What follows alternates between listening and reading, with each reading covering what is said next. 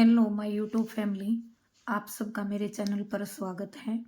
कल हमने वर्ण से संबंधित परीक्षा में आने वाले महत्वपूर्ण 15 प्रश्न किए थे। तो आज हम अपनी वीडियो को आगे बढ़ाते हैं। 16वां प्रश्न शुरू करते हैं।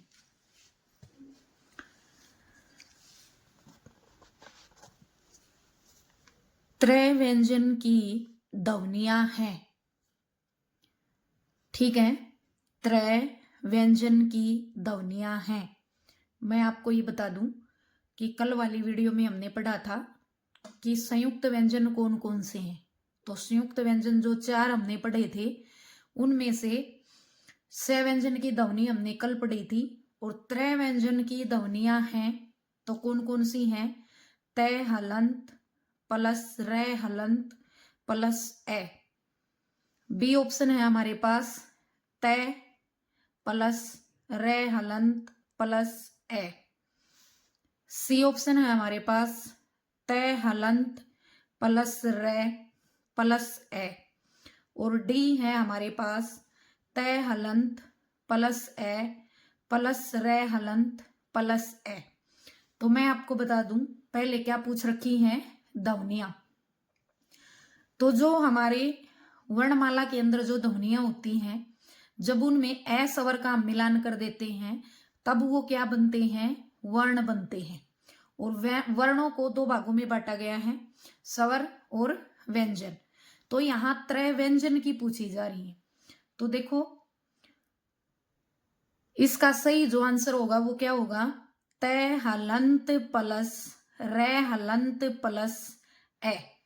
ठीक है, तय और रे को मिलाएंगे तो त्रय हो जाएगा, दोनों आधे हैं तो त्रय हलंत बन जाता है, और उसके अंदर ए स्वर जोड़ेंगे तो त्रय हमारा जो है वो ध्वनि से किस में परिवर्तित हो जाएगा? व्यंजन में परिवर्तित हो जाएगा। तो इसका जो सही ऑप्शन है, सही आंसर है वो क्या होगा? ए ऑप्शन होगा, तय हलंत प्लस रे हलंत प्लस ए। चलो आगे बढ़ते हैं। हमारा 17वां प्रश्न है, जय व्यंजन की ध्वनियां क्या है? देखो कई बार हम इसको इग्गे बोल देते हैं। जैसे हम बोलते हैं ज्ञान, वो ज्ञान शुद्ध उच्चारण नहीं है शब्द का। ज्ञान हम मुख सुख के लिए बोलते हैं उसको। ठीक है, वो ज्ञान नहीं होता, वो होता है ज्ञान। तो ये जय व्यंजन है, इसकी ध्वनियां हैं कौन कौन सी हैं? ए ऑप्शन है गय हलंत प्लस य। बी ऑप्शन है जय हलंत प्लस ये हलंत प्लस ए।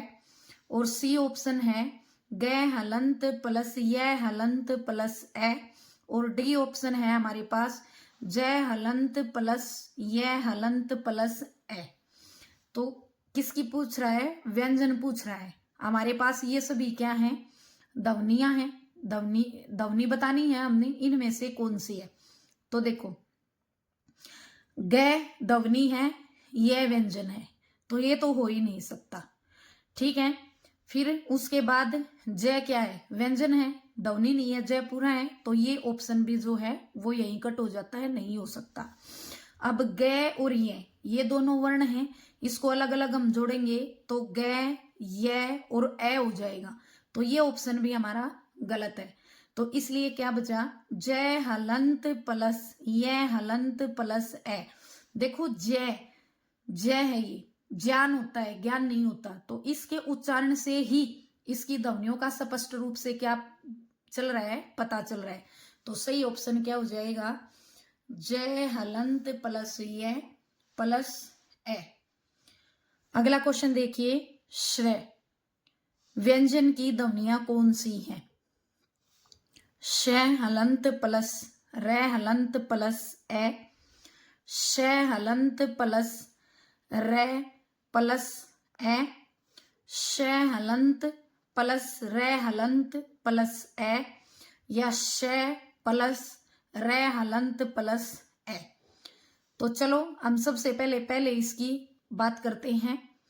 तो अगर हम ये जो है ये भी इसकी सही व्यंजन ध्वनियां नहीं है, ए ऑप्शन की अगर हम बात करें।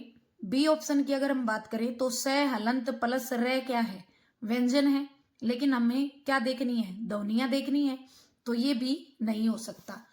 ठीक है। डी ऑप्शन की अगर हम बात करें तो स क्या है, व्यंजन है, रे ध्वनि है, स क्या है, व्यंजन है, तो ये ऑप्शन भी क्या हो जाएगा, गलत हो जाएगा।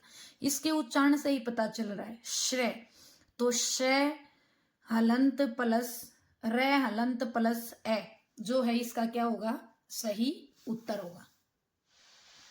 आगे है, इनमें से अयोगवा वर्ण है। नीचे ऑप्शन दिए गए हैं 4, ए बी सी डी। इनमें से अयोगवा वर्ण है। अब अयोगवा के बारे में आपको जानना है तो आप मेरी पिछली वीडियो वर्ण के टॉपिक वाली वीडियो में जाकर अयोगवा के बारे में विस्तृत रूप से पढ़ सकते हैं। ए ऑप्शन है ड ढ, बी ऑप्शन है अंग अह, और सी ऑप्शन है अंग औ, और डी ऑप्शन है डे या वे। तो अयोगवा क्या होते हैं, वे होते हैं जो जिनका योग न स्वरों के साथ होता है और न ही व्यंजनों के साथ होता है, जो स्वरों के बाद आते हैं और व्यंजनों से पहले आते हैं। तो जो हमारे अयोगवा हैं वो दो ही माने गए हैं, अंग और ए है। अंग को अनुस्वार बोलते हैं और ए को विसर्ग के नाम से जाना जाता है। तो अयोगवा हमारे कौन से हो गए, अंग और ए है, यानी कि अनुस्वार और विसर्ग। चलिए आगे बढ़ते हैं।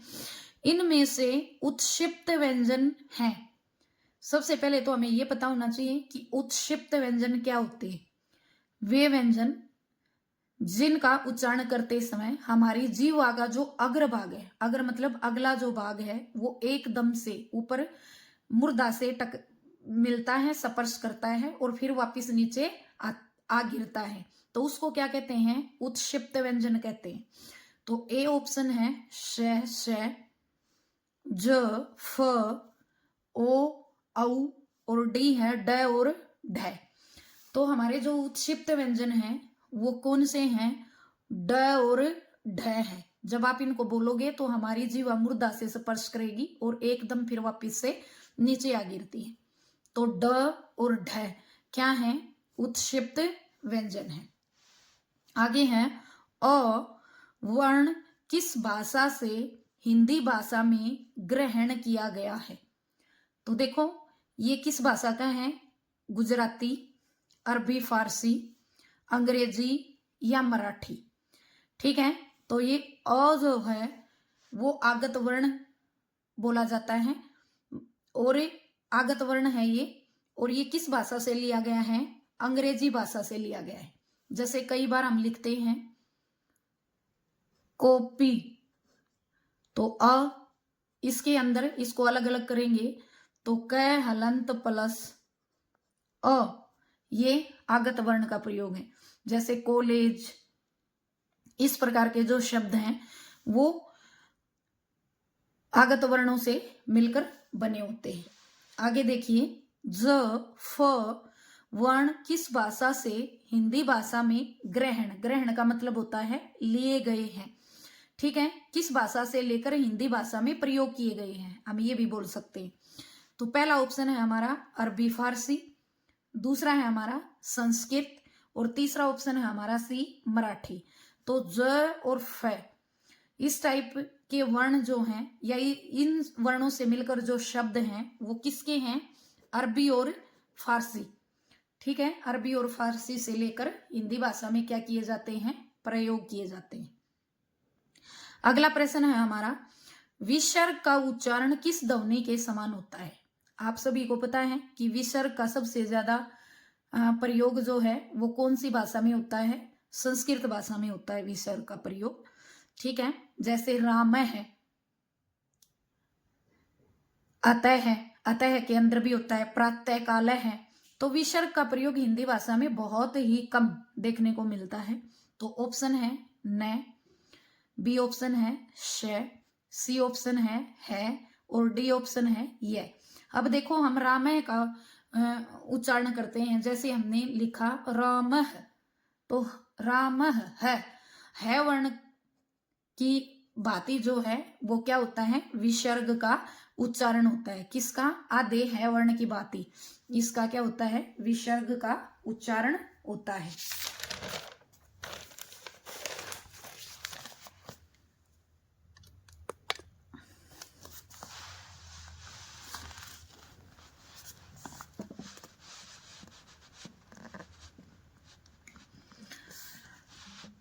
अगला प्रश्न है हमारा, इनमें से द्वित्व व्यंजन का उदाहरण है।